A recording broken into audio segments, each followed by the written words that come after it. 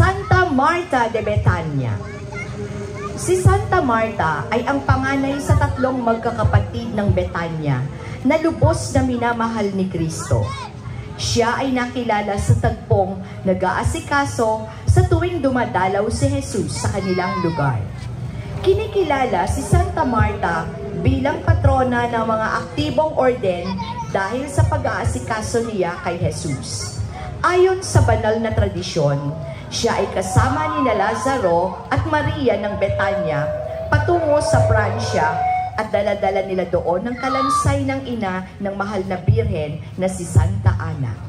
Ang imahe ni Santa Marta de Betania ay nasa pangangalaga ng bahay dalanginan ni San Francisco Javier ng Nayo ng San Francisco. Santa Marta de Betania, ipanalangin mo kami.